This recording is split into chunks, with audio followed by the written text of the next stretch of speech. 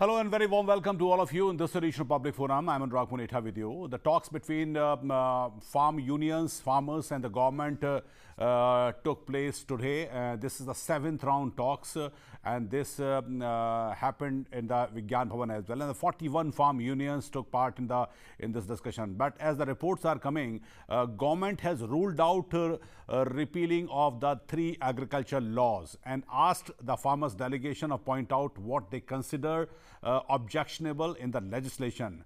The government, represented by Union Minister Mr. Narendra Singh Tomar, Mr. Piyush Goyal and Som Prakash, told participating farmers that the government would review any clause farmers had a problem with. But the government also said that it wanted to go clause by clause of the 3 farm laws, but it also made it very clear that the laws cannot be repealed. But the farmers till the time of the lunch break told the government that there is only one way, which is to repeal the laws and bring a law guaranteeing minimum support price. The government also wanted to discuss the first MSP, which farmers rejected before heading into a snack break. That was the time that news came.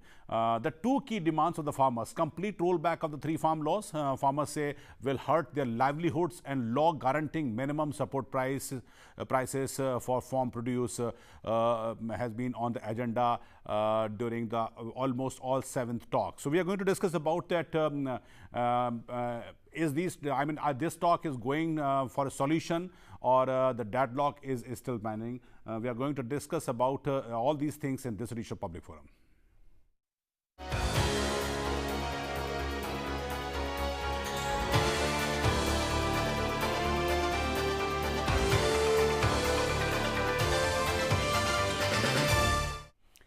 Two guests have joined me to discuss about the intricacies of these laws and the kind of politics is being played. Mr. Aman Agarwal, agroeconomist, has joined me. Mr. Aman Agarwal, very warm welcome to the show. My second guest is Mr. Vinay Kumar Singh, writer and we can say the political analyst as well. Mr. Vinay Kumar Singh, very warm welcome to the show to you as well. Mr. Aman Agarwal, I would begin with you. As for the news are coming, the government has made it very clear, and probably this is the first time that this resoluteness has been shown by the government, that the laws would not be repealed. What do you make of? Are we heading to any solution so far as far the indications are coming, or the deadlock would continue? No, I think the government has made it very clear. I am happy that the government has taken a stand in terms of repealing of laws. Otherwise, it becomes a mandate for a large number of groups of associations from various sectors that whenever a government tries to create a reform or an act or a law, they would come forward with wanting to repeal the law. I think that's what they made clear. But they've also given a soft side to it, which is that they are going to look at the possibilities of any amendments which are there in consideration with what are the suggestions of the farmers. And I think it's important. Specifically, there are some suggestions like the fundamental rights of an individual being taken away, which is to appeal to the court of law, which has actually been put in a framework that it is only the administrative officers where they will have to report if there are problems. Now, such kind of things could be done away with. Secondly, as they have also said, is the MSP, which is a critical issue. Although a large number of farmers in the country like India, even today do not get the MSP because the middlemen eat away, or large farmland owners actually go about taking away a large chunk of the MSP business at the mandis. And this is where the government wanted to bring in this market mechanism and giving the power to the farmers to go to anyone they wanted to sell their crop at, instead of just a specific mandi or a particular zamindar or a farmer, large farmer. And this is where I think this clarity needs to be brought forth to them, because large number of them are still not able to get the benefits which the government has been giving for almost 60, 70 years from time to time. The important component is that the government is open with its open ears, listening and willing to consider and take away this fear that the MSP is going to disappear. Neither the mandis are going to disappear, nor the MSP is going to disappear. And as the Prime Minister also said about a month and a half back, it came as front page news items, which we have been talking at the Institute for about 3 years now, that it is the farmer is a producer. We have to take the mandis to the farmer so that the market of the product could reach, there could be less spoilage of the products, and the middleman can be eradicated, which will ultimately lead to the increase of the revenue to the farmer, which will be bringing up the living standard of a farmer at the end of the day. And that is very critical. And I think the new law takes care of some of these aspects. I mean, it's intriguing for me, Mr. Aman Agarwal. I want to ask you one more thing, that despite the repeated assurance by the government and this myth-buster exercise by the various departments of the government, various ministries of the government, that, I mean, the MSP would not go away. I mean, there is no clause or the mention of the land as well. Why this is not making any sense to the farmers? What is the exact reason, in your understanding, that the farmers are still continuing? Yes, I'm happy to raise this question. Actually, the farmers are not so discontented with the intentions of the government. But unfortunately, what is the problem in countries, large democratic countries like India, is that the bureaucracy becomes too strong. The administrative structure becomes so strong that most individuals or institutions are unable to counter them. And as a result, the regulators or the administrative machinery actually curbs the whole process. Despite the fact that the government may want to give certain benefits, those benefits may not reach the end of the tunnel. And as we saw, we have had various prime ministers talk about the fact that they weigh 1 rupee disbursed by the government of India, what component actually reaches to the people at large. And this is where this problem of administrative structures not allowing those benefits, and they are getting shackled because of the fact that large amount of components have been referred to the administrative frameworks in this law as against the appeal which could be done by the farmers. And this is where the discord is, that it is not the distrust in the government. If there was distrust in the government, why would this largest community re-elect the same government and bring it back to power? They are the 60 to 65% of the total population of India still lives in villages and is into actually farming. Almost about 75% of people in this country have a livelihood from agriculture and agro-based industries. Now, they are the ones who actually are largest voting power. If they have brought this government back, so they have confidence in the government, but it is the system which they feel they are going to be paralyzed or paralytic with. And we have seen that happen. We saw the IT industry boom up extensively in the 90s and the early 2000s. But as soon as the IT Act came into place, it became so bureaucratic that we saw the large IT companies grew, or the small IT companies have still been mushrooming up and they have not been able to grow. Similar has been the case with various other regulators where things get throttled down. And so far, there is hardly any regulator which actually controls the agriculture per se. But with this law, there would be emergence of large number of regulatory and sub-legislative bodies which will cripple their factor of growth, and that is what they are worried about.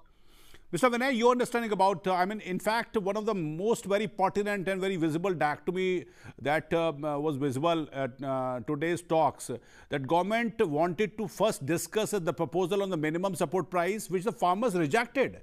But the main two key demands, one is the MSP. So they are rejecting the government's proposal, and they claim that the government is not ready to discuss on the MSP. So I mean, this dichotomy is quite astonishing.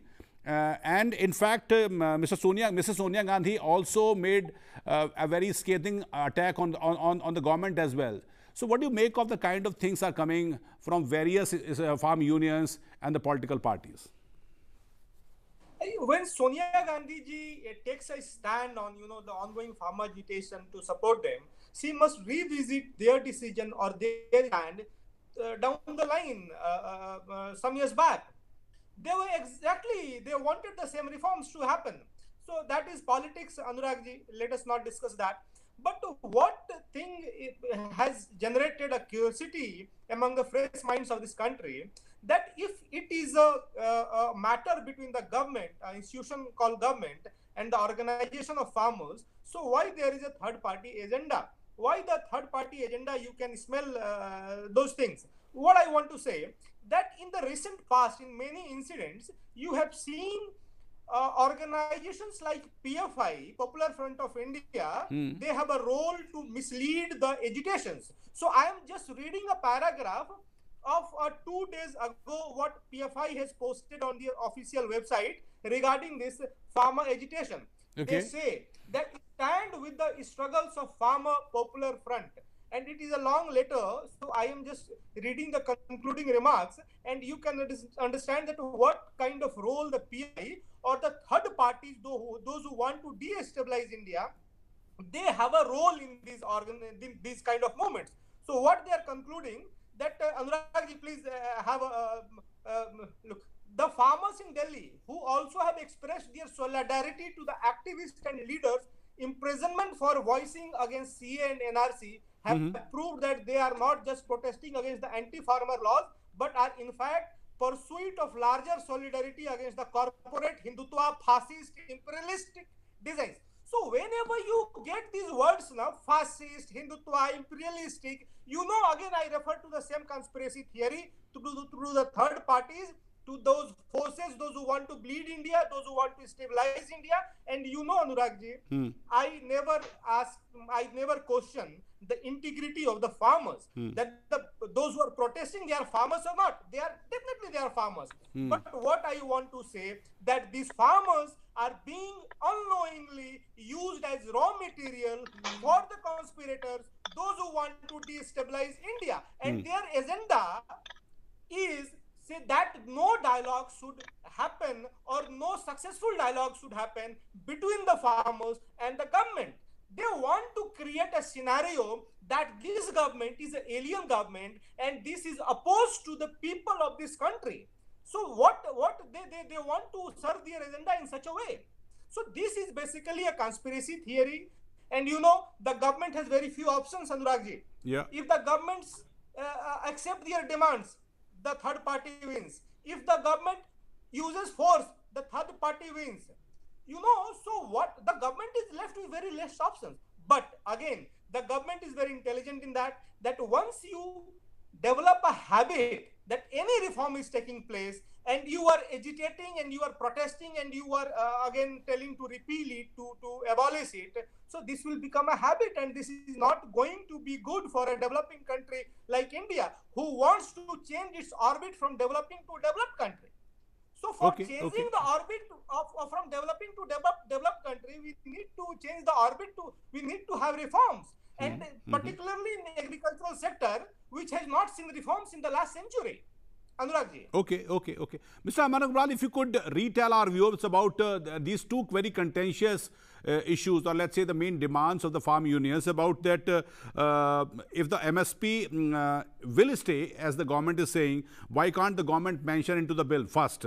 And second, their concern is then how will MSP be insured in the private transaction if the private party comes? These two things, I mean, especially their demands. And will farmers be trapped by the contract with the private players? I mean, these are the two things that have been raised by the various farms unions. Could you make it clear to our viewers as well?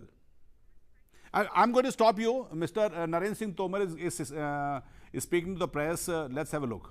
हम देश भर के किसान संगठन जो approach करते हैं सरकार को, हम उनसे भी मिलते हैं, क्योंकि भारत सरकार तो सभी किसानों के लिए प्रतिबद्ध है, इसलिए हर किसान को भी मिलते हैं, किसान यूनियन को मिलते हैं, संगठन को मिलते हैं, और निश्चित रूप से देश भर का जो मानस बनेगा उसके हिसाब से निर्णय की दिशा आगे बढ़ेगी.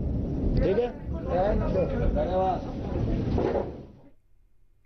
So that was contracts. You know, we talked about Kisan Credit Card way back in 97, 98 when RBI, Ministry of Agriculture, and Ministry of Finance introduced the Kisan Credit Card. At the same time, we talked about corporate farming at that time.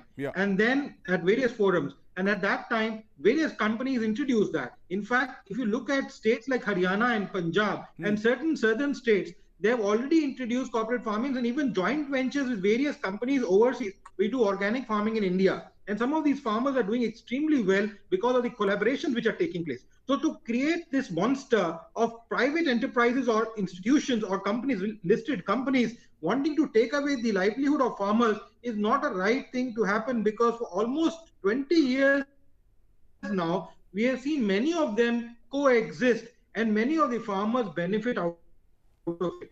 Now, certainly, the MSP, I don't think it will be easy to enforce on the private sector per se, but certainly as far as the MSP on mandis is concerned, and the mandis will not disappear, although the ENAMs are created by the government, but there are a large number of other mandis which are operated by the local farmers, large traders in every zone, and each mandi has its own speciality because of the large production of particular good or farm produce in that particular region. So as a result, these mandis have originated independent of the government and have been merged with the panchayati system as well as the government system to actually start contributing. So the government typically has control over ENAMs and all, but not privately by all these traders and farmers. So there is already a place for them. The only difference which this law brings in the frame is that earlier most farmers, especially the small farmers, Okay. had no option but to go and only sell it to the nearby mandi or on an MSP or to a vendor who are actually a middleman. Now they actually empowered by this law that they can actually go to a mandi in south, they can go to a trader in south or in Germany or in France or in Jammu Kashmir and sell it there itself directly. It does not need to be in a local mandi nearby, and that is what they wanted to bring in as a concept. It is not that if you're able to sell it to the local mandi, go ahead, please go ahead and sell it there. If not, then you can sell it to anyone else. And this is something, this particular law, wanting to make it one country, one framework like the GST did, is what they're wanting to create in terms of the from law. So this confusion is only a miscommunication which some of the political parties as an agenda have taken up in terms of miscommunicating to them when the Okay. government Okay. is Okay. Okay. ready to do and write about the MSP. Okay, We have already okay. seen Mr. Vinay, do you also from believe that what the Mr. Aman NCR Agarwal has said, that has probably this is a concept- miscommunication and a lot of naive farmers are also got trapped in this kind of war of narratives which government is trying to clear, but the many farm unions or let's say the Adatiyas or the middlemen probably trying to create this confusion. The government and why they want to introduce it is to see that the dignity of a farmer. The farmer Okay, is the okay. largest population in our Mr. Aman, country. if It is I a could- farmer which has been if I eroded ask you, away in the Aman, last to 70 years, okay, needs to be okay. brought back. He needs to be empowered so that he can actually get the right kind of value for the kind of efforts he puts in terms of production of these goods Okay. of the agriculture produces. Okay, Mr. Vinay, please go ahead. Yeah. I agree with I think what this is the something most which the government actually is trying to enforce I upon. think Aman, through Aman, this I particular, come back to you with a act, question. so that the farmers Okay, could okay. actually Yeah. ultimately, end of the day, get the right value and not be eroded away by market operators like the mandi operators or the Point middlemen. taken, point taken. Yeah, Mr. Vinay. Yeah, Anuragji, today the country is very hopeful that this conflict will end, and the discussion between the farmers and the government that will come to a conclusion. So we all are waiting for that, and let us hope for the best to come out. But again, there were so many surprising things which were really the subjects which were addressed from a farmer platform, of agitation platform, that were basically out of syllabus for a farmer protest. Because if a farmer protest is there, so it must have been limited to the issues of farmers, and it must have been limited to those laws to which the farmer organization are opposed to. But so many issues were into the ambit. We can see a tinge of the Khalistan referendum 2020. We got a tinge. We got a tinge, not a tinge, but a full-fledged protest on the release of the urban Naxals and those people, those who plan to assassinate the Prime Minister of this country. So it is a challenge in front of the farmer organization, that they must took the string into their own hands. So they must be very careful that the third parties, the foreign elements, they are trying to penetrate, and they have penetrated to some extent with their own agendas, and they are going to derail. They don't want this discussion to happen. They don't want the government and the farmer organization to come to any conclusion. And one more thing, Anuragji, this government is not an alien government. This government is not the government of Pakistan or America. This is an Indian government, and elected by those same very people, those who are on protest. So they must have faith in that the corporates, the bureaucrats, they all are citizens of their country. And it doesn't mean that he's a corporate or he's a bureaucrat that means he's a corrupt or he's anti-national, or he's a politician that means he's anti-national. this government, it is elected by these very same people, those who are protesting on the borders of Delhi. So they must have faith, full faith in the Prime Minister. And one more reason to have faith in that, because the Prime Minister, he also belongs, he have lived that humble background, and he don't need to have any consultant to understand what farming is and what labor is. So he is from that background, and he understands that issue from the very core of his heart. Okay. Mr. Aman, one more thing, if you could clear the doubts, especially the competing views come also that what government is trying to put out a picture that probably these three laws, would change the life of mainly the big farmers. But the majority of the farmers in India are the small farmers. They have the small land normally. So they would not have a wherewithal to sell their products, their agri products to the best players in the market. So probably they would be entrapped in this kind of the marketing game. So would these laws be equally beneficial to the small farmers or not, as per your understanding? No, I think the laws are actually meant for the small farmers in particular, because the small farmers has not had its way to actually even get the benefit of the MSP or whatever benefits the government has been giving so far in the past. So many years, almost 70 years, different governments have given. They have not been able to benefit. It is always the large farmer which has been able to benefit. Actually, it is also a question of mindset. I remember when I was filling the income tax return this time, I talked to my chartered accountant. He said, fill up the old form instead of the new one. Okay. You don't want to change the mode of operation. And this is where what happens is that you got adjusted to a particular mechanism. These mechanisms have got adjusted. What is to go where? Who is the middleman? What will you get? Most of these things are fairly known to most of the farmers, and everybody is well tuned to it. Now, what has happened when you want to restructure it, redo everything? It's like a sagar manthan which is being done. So now they have a fear. What will happen tomorrow? What will not happen tomorrow? And the fear is amongst the upper or the richer farmers, and not amongst the smaller farmers per se.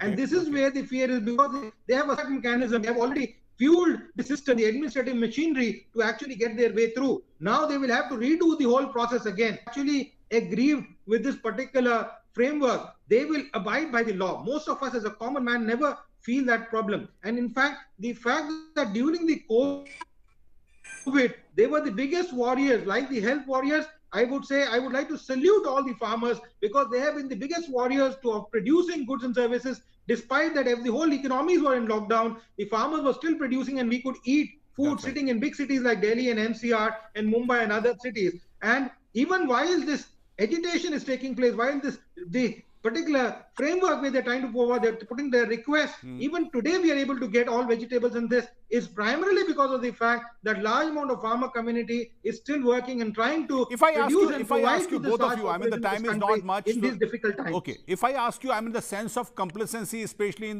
amongst the farmers in Punjab, has somehow set in.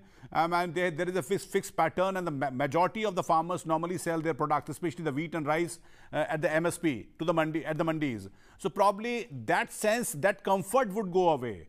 So they are worried. Exactly. That is what the comfort there, because they've got used to a system. There is an established system which has been established over the years. So unfortunately, corruption is something which has seeped in all across the globe, even in India. So they've already smoothened their own way. And this is large farmers again, not the small farmer. A poor small farmer will bring his produce. He'll keep sitting at the mandi if he wants to sell it directly at the MSP. Otherwise, he will have to go to a middleman or through one of these large farmers to sell it across. Okay, Mr. Vinay, last final question, a short answer is required. Agriculture Minister has said that the next round of talks will take place on 8th of January. So, this 7th round of talk has not been fruitful. So, are you hopeful that somehow sense would prevail, and the farmers, especially these unions, would understand the logic and the sense? Anuragji, we must take the example of the reforms in the IT. It is very fresh in our minds because it is just a 2 decades back story. When the government of India, they decided that for a full-fledged computerization, you must remember what kind of protest they had to face. They were termed as anti-labor. The computerization was termed as anti-labor. But if you analyze this today, Computerization was basically a reform which was compatible and which was need of that time. If we had not gone with those reforms in computerization, so what would have been the situation today? So reforms are needed, and if there are issues, there are differences, so discussions must happen. But if there is an agenda, Okay. so there is no way out. But if there is an issue, there is a solution to that issue. That's right. And again, I'll say that this middleman problem, the bicholia problem, it is not a problem of the last decades. It is a problem for centuries, for thousands of years. That's right. The farmers and the market, they need to connect directly, and this reform. You rightly said that if there is a problem, the solution can be worked out. But if there is an agenda, then how one can make sense to the people, especially who are behind, especially these agenda. Thank you very much, Mr. Aman Agarwal, for demystifying many things, and thank you very much, Mr. Vinay Singh, for joining and talking to me. So the 7th round talks between the farm unions and the government that took place yesterday has been, by and large, has not brought any good news so far. The next round of talks, that would be probably the 8th round of talk, will take place on the 8th of January. Government has ruled out repealing of the 3 agricultural law. That is quite significant, and asked the delegation to point out what they consider objectionable in the legislation, so they can go clause by clause and clear the many things which the farmers have their mind. So probably we'll have to wait till the 8th of January that if any good news comes, because the farmers are protesting on the borders of the Delhi and NCR. That's all we have in this edition of Public Forum. Thank you very much for watching.